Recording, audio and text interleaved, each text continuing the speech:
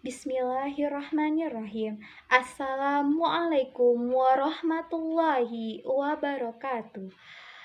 Baiklah, Bapak, Ibu, dan rekan-rekan semua yang hadir pada kesempatan kali ini, kami dari kelompok 9 atas nama saya Anis Mahatika dan Ibu Armizawati dengan dosen pembimbing Bapak Dr. Asmendri SAG MPD. Nah, di sini kami akan membahas mengenai perencanaan peserta didik di masa pandemi COVID-19. Nah, pada pembahasan kali ini ada beberapa item ataupun pokok bahasan yang akan kami bahas. Yang pertama adalah pengertian perencanaan peserta didik beserta dalil. Yang kedua adalah ruang lingkup perencanaan peserta didik. Dan yang ketiga adalah langkah-langkah dalam perencanaan peserta didik. Beberapa indikator, item ataupun pokok bahasan yang akan kami bahas. Oke, teman-teman semuanya, Bapak dan Ibu, kemudian juga rekan-rekan, bahwasanya pada masa sekarang ini kita berada pada masa pandemi COVID-19. Pandemi COVID-19 telah berdampak pada berbagai aspek kehidupan manusia, baik itu aspek sosial, ekonomi, budaya, dan lain sebagainya, dan termasuk pada aspek pendidikan. Nah, keadaan ini mengakibatkan pemerintah mengambil kebijakan untuk meliburkan seluruh aktivitas pendidikan dan menghadirkan alternatif proses pembelajaran melalui Surat Edaran Nomor 3 Tahun 2020 pada Satuan Pendidikan dan Nomor 369/MPK-A/HK/2020 tentang pelaksanaan pendidikan pada masa darurat COVID-19. Nah, perencanaan peserta didik merupakan salah satu indikator yang sangat penting dibahas di masa pandemi COVID-19 agar kegiatan pelaksanaan pendidikan pada peserta didik dalam dunia pendidikan tetap berlangsung dengan baik, seperti itu. Nah, baiklah, di sini saya akan memulai pada pokok bahasan yang pertama, yaitu pengertian dan dalil perencanaan peserta didik. Perencanaan peserta didik merupakan suatu aktivitas yang memikirkan tentang hal-hal yang harus dilakukan berkenaan dengan peserta didik di sekolah, baik sejak peserta didik masuk sekolah sampai dengan lulus sekolah, dan bahkan ini pun akan tetap kita bahas seperti itu. Nah, berdasarkan pengertian di atas didukung oleh dalil, yaitu Quran Surat Al-Hasyr ayat 18 yang berbunyi A'udzubillahi minasyaitonirrajim. Bismillahirrahmanirrahim.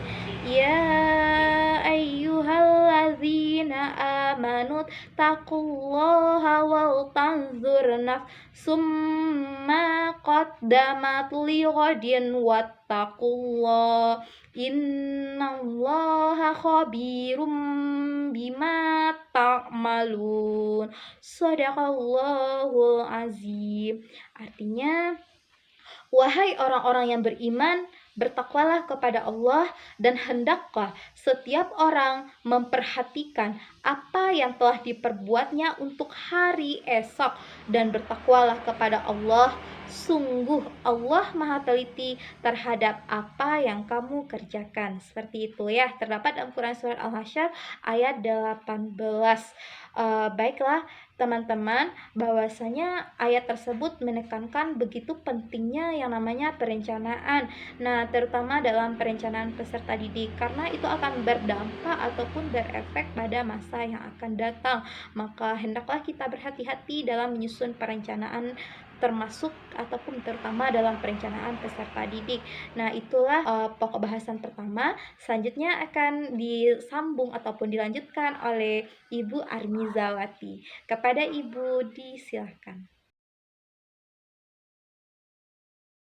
Baiklah, saya akan melanjutkan materi dari Anis Mahatika tadi, yaitu tentang ruang lingkup perencanaan peserta didik. Ruang lingkup perencanaan peserta didik menurut Rifai tahun 2018 ada 7 ruang lingkup. Yang pertama, perkiraan. Yang kedua, perumusan tujuan. Yang ketiga, kebijakan.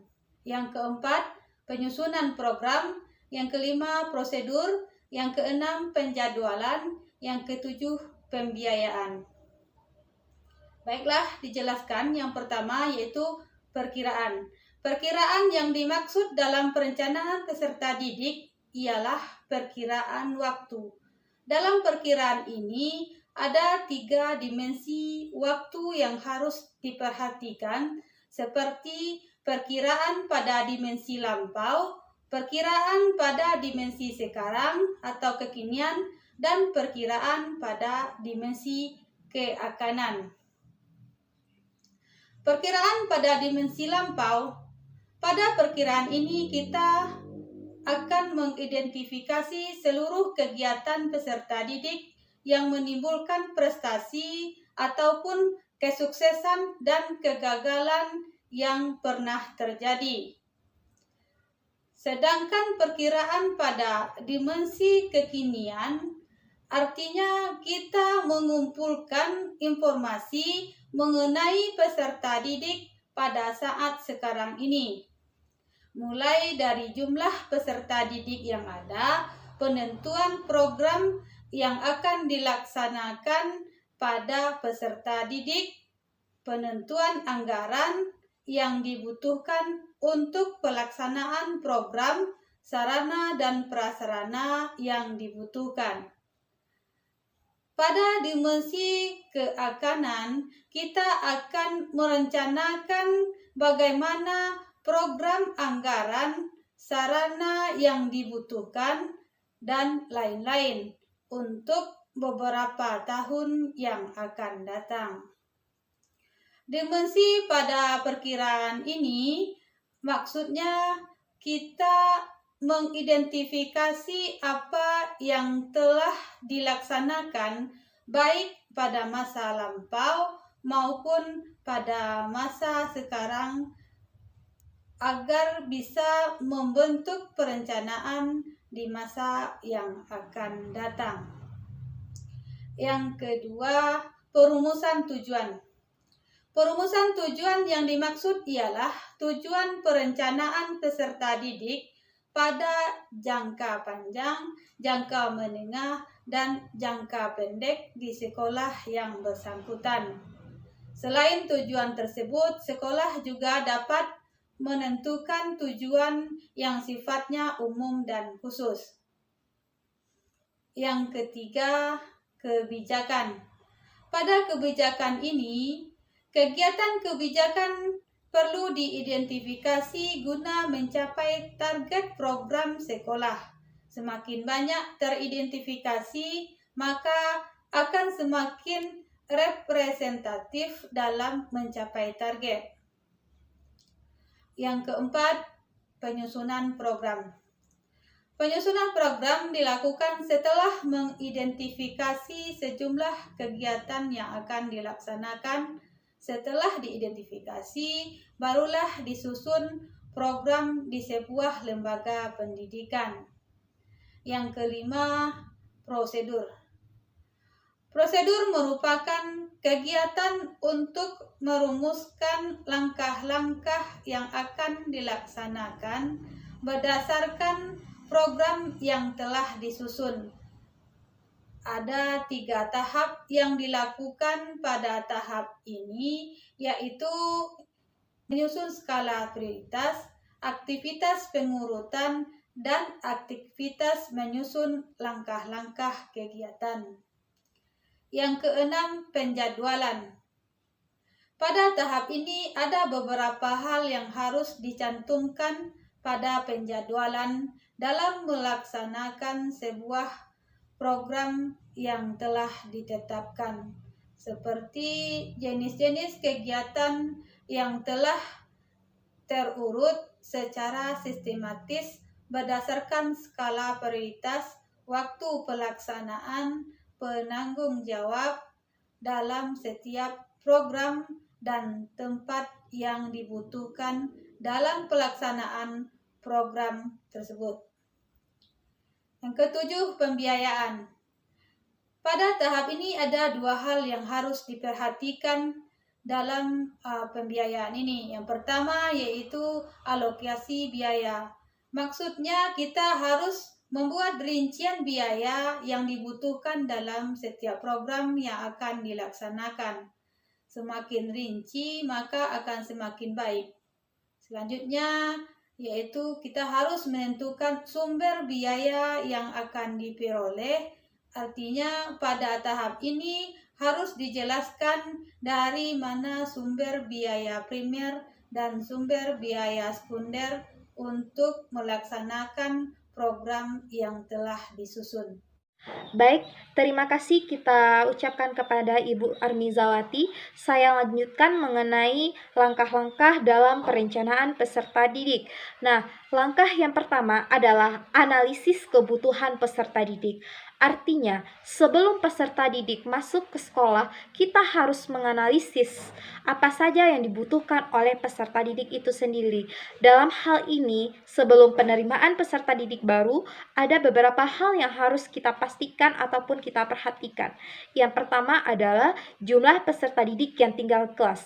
Kita harus memastikan berapa jumlah peserta didik yang tinggal kelas, sehingga nantinya pada saat kita merekrut peserta didik yang baru, itu sesuai dengan jumlah sarana yang ada seperti itu. Jadi kita tidak kekurangan nantinya. Selanjutnya adalah jumlah tenaga pendidik yang tersedia, yaitu kita harus mempertimbangkan rasio murid dan guru, di mana satu guru itu akan mengayomi peserta didik sebanyak 30 orang atau 1:30 seperti itu.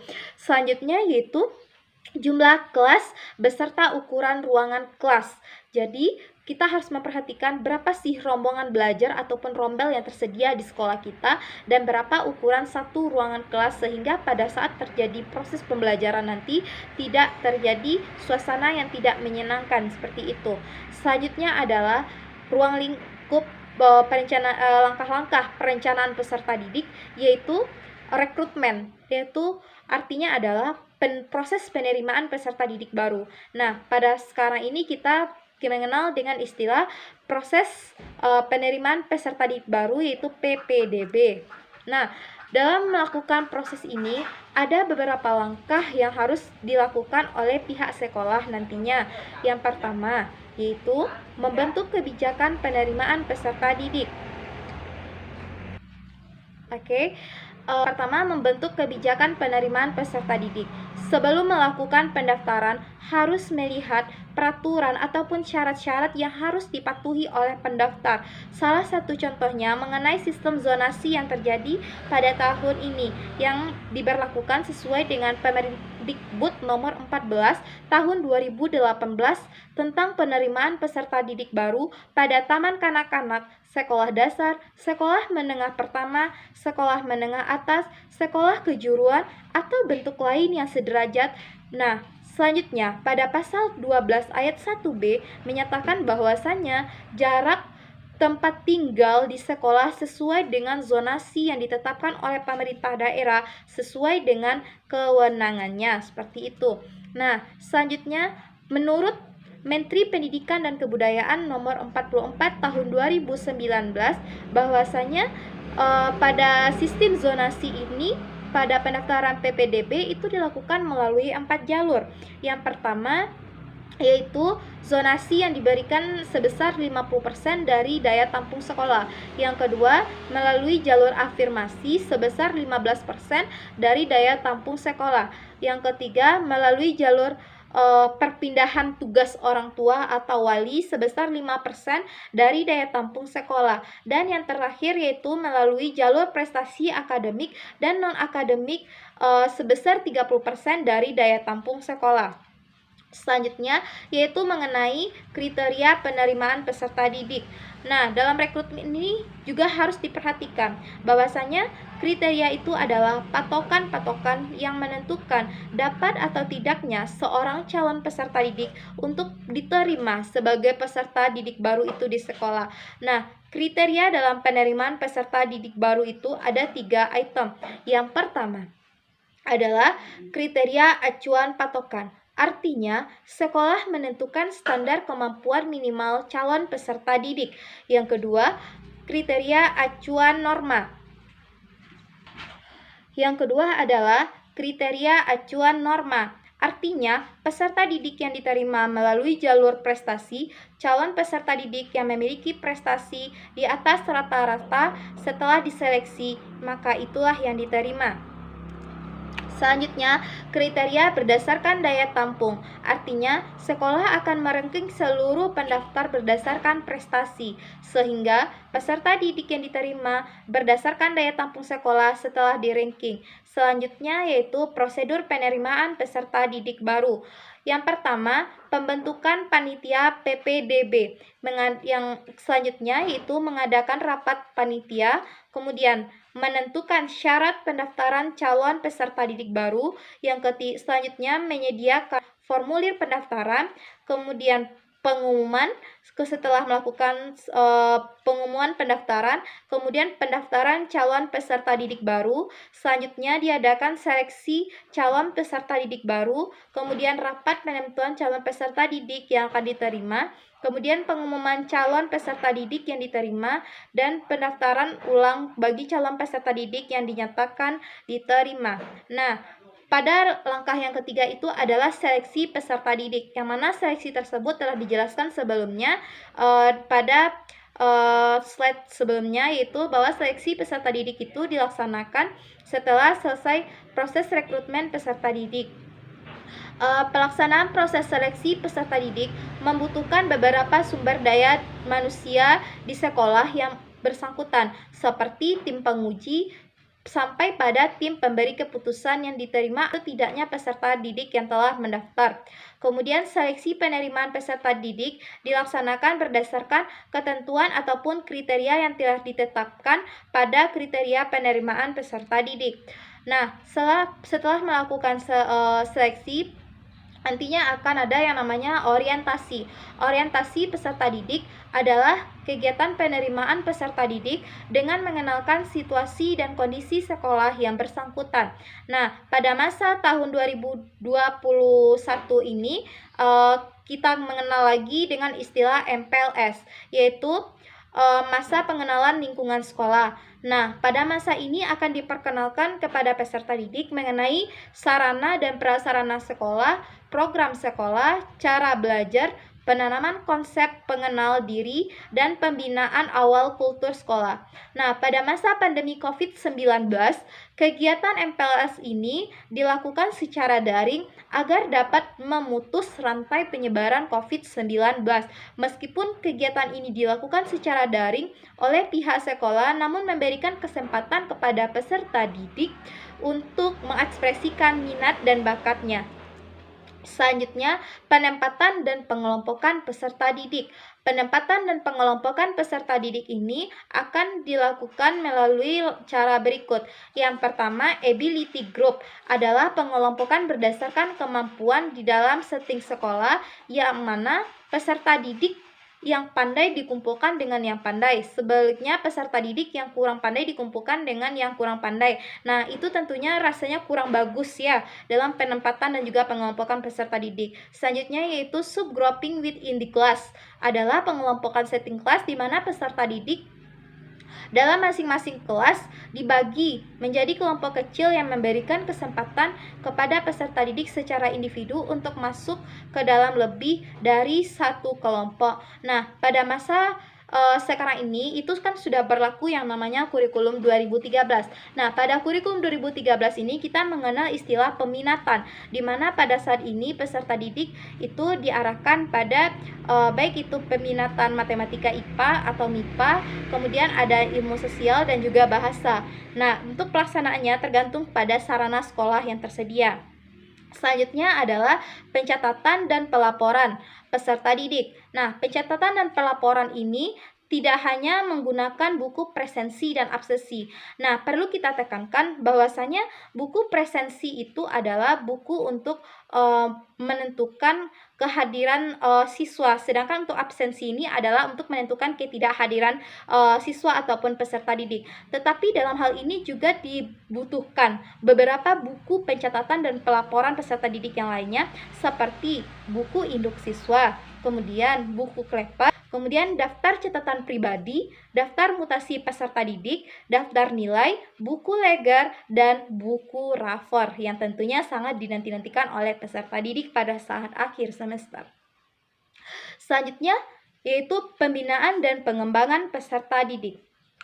Pembinaan dan pengembangan peserta didik di sebuah sekolah dilakukan melalui kegiatan intrakurikuler, ekstrakurikuler, dan kokurikuler.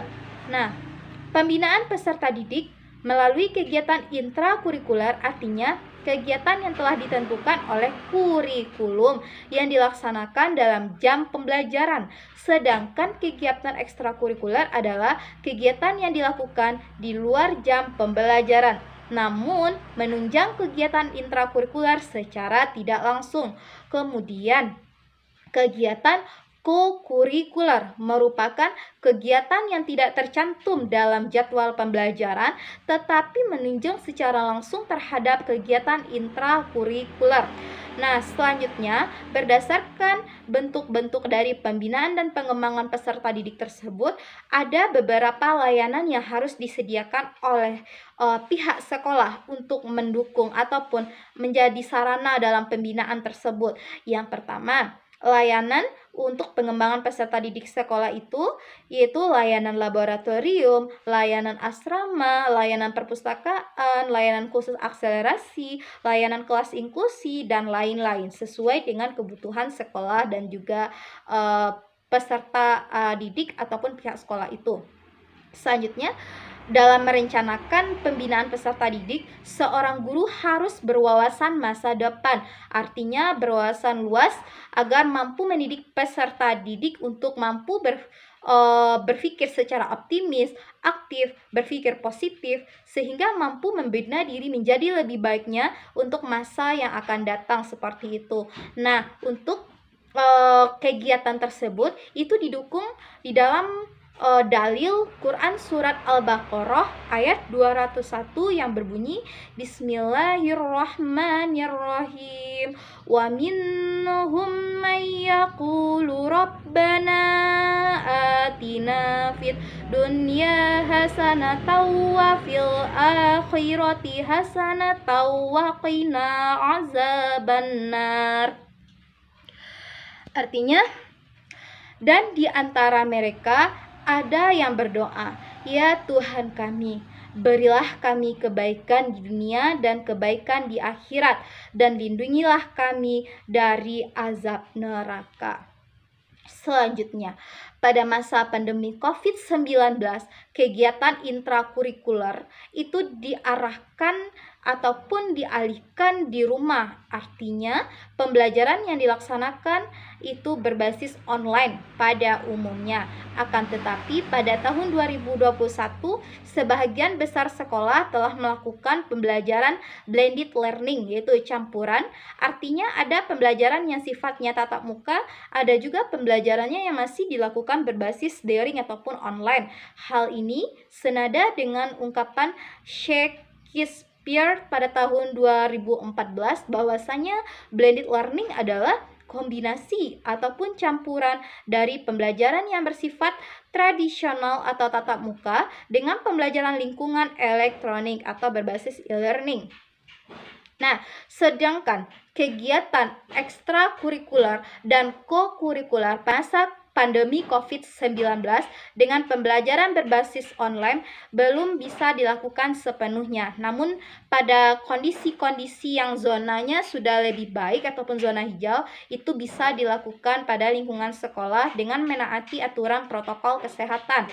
Nah, hal ini bertujuan untuk menghindari kerumunan guna memutus rantai penyebaran COVID-19. Nah, hal ini senada dengan penelitian yang dilakukan oleh SANI pada tahun tahun 2021 yang menyatakan bahwasanya tidak ada siswa yang ikut dalam program ekstrakurikuler di masa pandemi COVID-19. Meskipun program ekstrakurikuler belum bisa dilakukan secara optimal pada masa COVID-19, pihak sekolah juga harus membentuk strategi agar siswa memiliki kepedulian sosial terhadap peserta didik yang lainnya itu bisa terjaga. Karena kepedulian sosial antara satu orang dengan orang lain itu harus dijaga, sehingga guru harus memiliki strategi yang bagus seperti itu. Nah, pentingnya kepedulian sosial antar sesama manusia, baik itu antar peserta didik, itu juga didukung dalam surat Al-Hujurat ayat 10 yang berbunyi Bismillahirrahmanirrahim, innamal mu'minuna ikhwatun fa aslihu baina akhwaikum wattaqullaha la'allakum turhamun. Sesungguhnya orang-orang mukmin itu bersaudara. Karena itu damaikanlah antara kedua saudaramu dan bertakwalah kepada Allah agar kamu mendapatkan rahmat. Jadi sesama umat muslim ataupun sesama peserta didik itu bersaudara. Jadi kita sebagai guru ataupun sebagai tenaga pendidik maupun tenaga kependidikan harus berusaha untuk menjaga bagaimana tali silaturahmi antara satu peserta didik ataupun antara satu anggota sekolah dengan yang lain itu bisa terjaga dengan baik, terutama oleh peserta didik. Selanjutnya yaitu evaluasi hasil belajar peserta didik. Evaluasi hasil belajar peserta didik itu merupakan suatu proses untuk menentukan nilai prestasi belajar peserta didik dengan menggunakan standar-standar yang telah ditentukan guna mencapai tujuan pembelajaran yang telah ditetapkan. Kemudian pada kurikulum 2013, acuan penilaian hasil belajarnya seperti berikut, yaitu menggunakan penilaian acuan kriteria yang membandingkan nilai yang diperoleh peserta didik dengan kriteria capaian kompetisi yang telah ditetapkan. Nah, bagi yang belum mencapai kriteria yang telah ditetapkan, maka peserta tersebut dapat mengikuti remedial. Nah, seperti itu ya rekan-rekan semuanya. Nah, bagi peserta didik yang telah mencapai kriteria dapat mengikuti program pengayaan untuk menambah wawasan secara lebih luas. Nah, selanjutnya ada juga menggunakan acuan kriteria, menggunakan modus untuk penilaian sikap, kemudian rata untuk menilai pengetahuan, capaian optimum untuk keterampilan. Nah, untuk yang selanjutnya langkah-langkah dari perencanaan peserta didik adalah kelulusan dan alumni.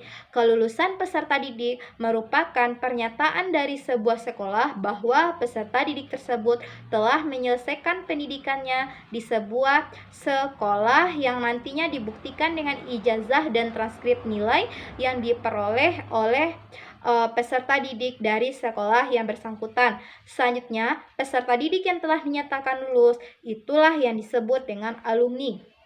Nah, sebagai baik itu tenaga pendidik maupun tenaga kependidikan, setelah peserta didik tersebut menjadi alumni, kita juga harus mencatat apa saja prestasi dan bagaimana perkembangan positifnya di luar sana, baik itu dalam pekerjaan maupun yang lain sebagainya.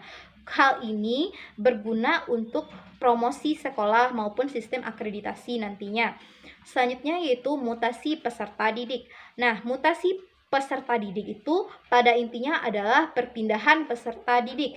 Jika perpindahan tersebut dilakukan antar kelas, seperti peserta didik naik dari kelas 1 ke kelas 2, itu disebut dengan mutasi intern. Sedangkan mutasi ekstern, yaitu mutasi yang kedua, itu dilakukan antar sekolah. Contohnya terjadi perpindahan peserta didik dari SD yang pertama ke SD berikutnya yang disebabkan oleh perpindahan bekerja orang tua atau yang lain sebagainya.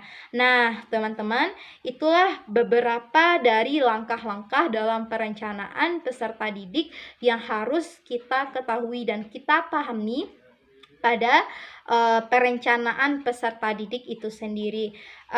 Demikianlah yang dapat kami sampaikan dari kelompok 9 mengenai perencanaan peserta didik di masa pandemi COVID-19.